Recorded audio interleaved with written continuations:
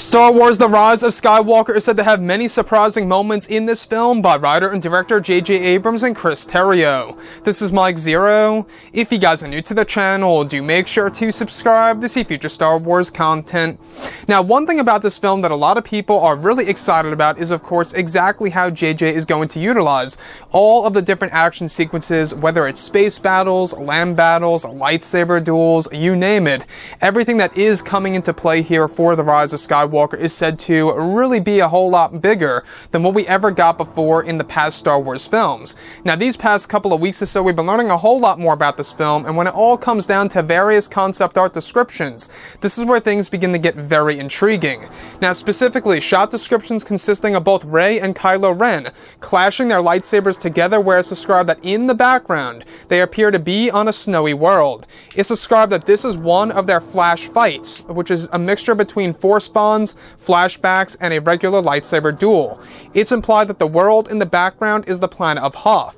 Another describes a sequence based within the second act of the film, where it's said that Rey's E-Wing, like starfighter, is falling down to the surface of a jungle world, where her wing is said to be caught on fire. It's described that one of the missiles from Kylo Ren's new shuttle grazes her wing, and that Kylo's ship is coming in on her position as she is falling down to the surface of the planet.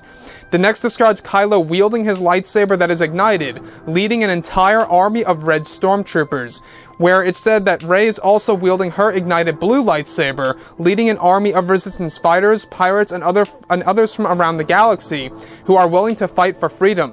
It's described that this is when Kylo orders his red stormtroopers to charge, where Rey is said to do the same. It's described that Kylo and Rey lock eyes from the distance before Rey runs off and begins to rock climb up a cliff that leads to the First Order headquarters. So I want to go over a couple of parts about all of this. Now, first things first, the most shocking moment to me is the flash fight featuring the snowy world, which is implied to be the planet of Hoth in the background.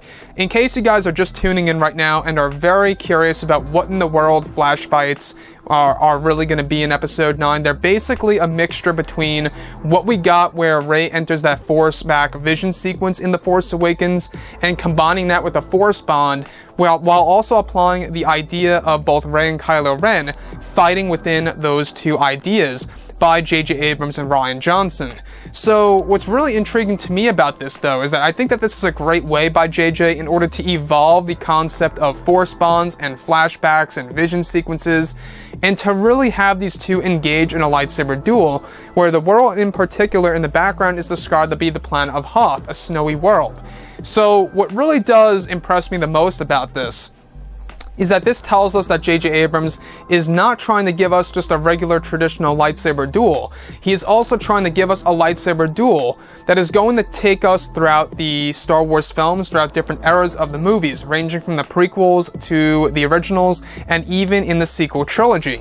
Now, the other piece that I do want to go over that is rather, I guess you could say, very interesting because it involves Rey inside of an E-Wing-like starfighter. We're not quite sure if it's exactly like an E-Wing per se, but she's inside of an E-Wing-like starfighter where she is falling down to the surface of a jungle world, where her wing is said to be caught on fire. Now, this most likely lines directly up with the sequence that we talked about a couple of weeks ago about Kylo Ren chasing Rey in space during one of the major space battles in Episode 9 within the second act of the movie.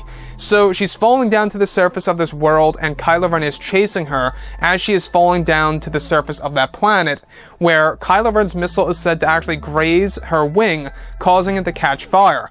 So not only that, we also went over, I believe it was 3 months ago, where we talked about a downed E-Wing-like starfighter that Daisy Ridley was inside of, and she had to kick her way out of the cockpit, through the glass and get out of there in time, where she was running away from it and it exploded. So this most likely lines directly up with this whole entire sequence in space between both Rey and Kylo Ren.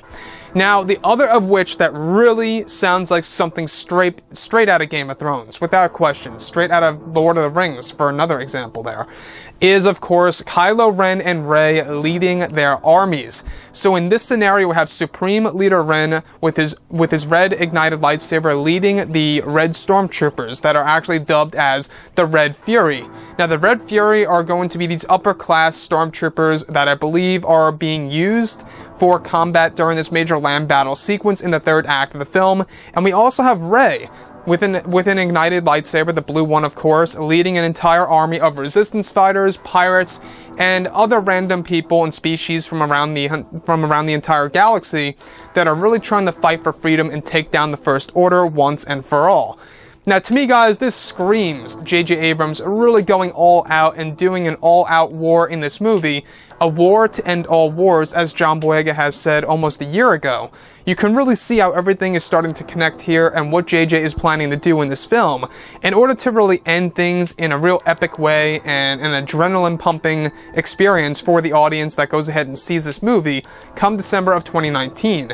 Anyways, guys, drop a comment below. Let me know what you think about all of this in the comments. And if you guys did enjoy the content for today, do make sure to drop a thumbs up on this video to support the channel. I thank you all so very much for the kind support, and I'll catch you guys next time.